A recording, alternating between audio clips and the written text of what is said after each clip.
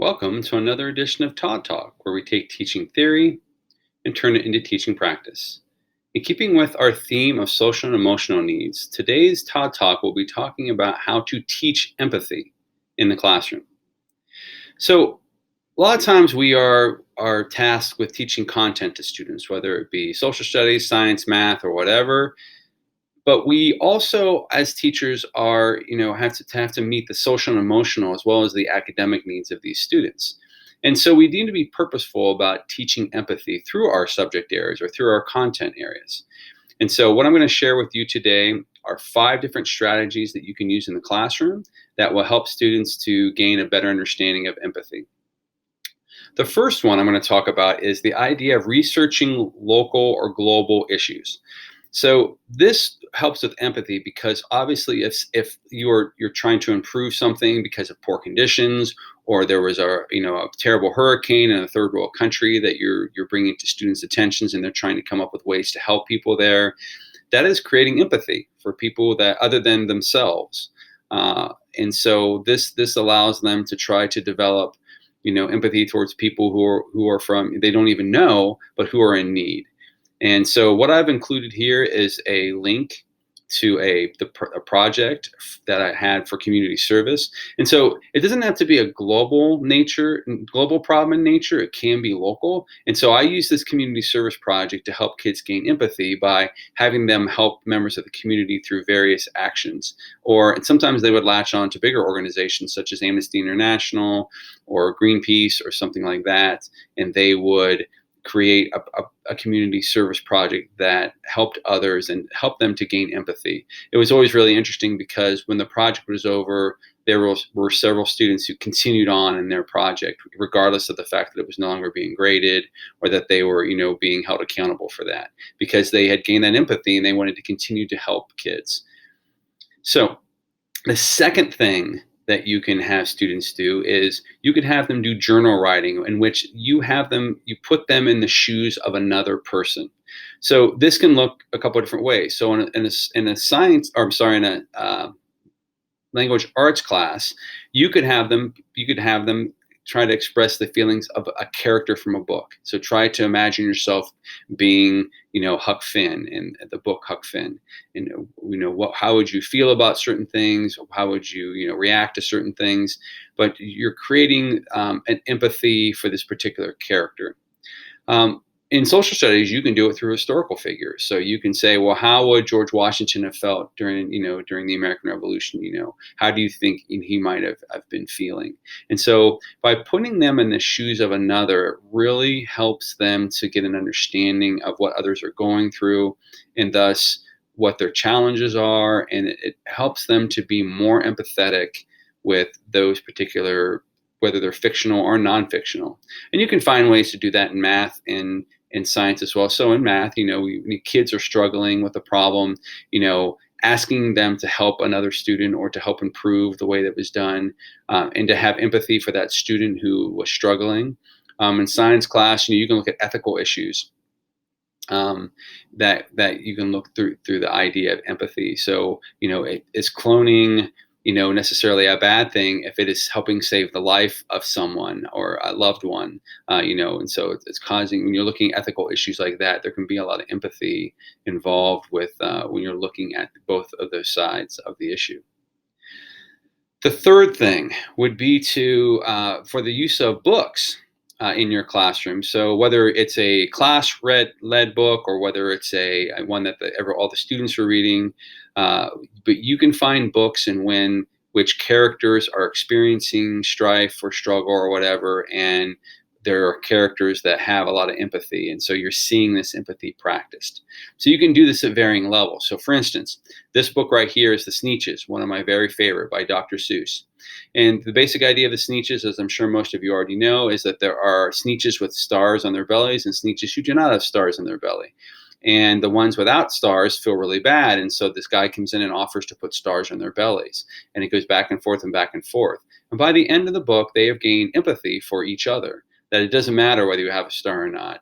We are people no matter what. So would be a really good book to use as a read along with younger students, elementary students. The second book here is kind of middle grade, which is the book Wonder. And Wonder is a book about a child who has a facial deformation. He was born with this, and he's never gone to school yet. And now he's going to try going to school. And so he goes to school, and he meets, of course, people who are not sympathetic and who are bullies. But he also meets a lot of people who are empathetic to what he goes through and what it must be like to have to work with this handicap that he has.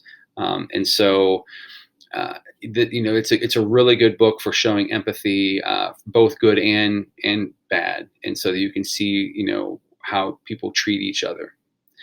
A third book, this would be for more high school students, would be a book like Grapes of Wrath. So, The Grapes of Wrath by John Steinbeck is about the Joad family and how they are sharecroppers, and they're moving from place to place trying to make a living and trying to just survive.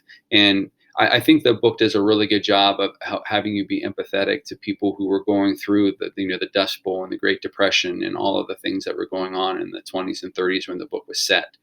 And so, anytime you can use books that require the students to empathize, or have characters that are empathizing with tough situations, this is a good way to model for students what empathy looks like, and to see what it looks like in practice. The fourth thing you can do to help develop empathy amongst kids is to have them work in groups. So collaboration it causes a lot of empathy because they have to work together to be successful. And there are good ways to work in groups, and there are bad ways to work in groups. And what I've included here is a link to a couple of my Todd Talks where I talk about collaboration and how you can set that up so that students feel that things are more fair when it comes to a group. But by having them collaborate with others, it helps them to see when people are struggling, how they can help as a group mate, or if they themselves are struggling, how they can reach out to a group mate for help. But it helps to develop the empathy of working with others, which is really important. It's a very important 21st century skill to have, because there are a lot of kids who are not great at working with kids. There are a lot of adults that are not great at working with each other.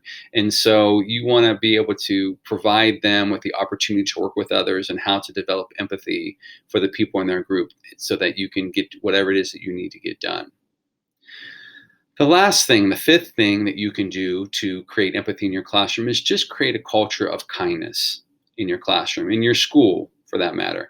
And so what that looks like is a couple things. So first off, you as the teacher are the ultimate model. So are you modeling kindness? Are you being kind and empathetic to people? So when a student comes up and says, I don't have my homework because of this, are you listening to what really is happening here, rather than the fact they just don't have their homework?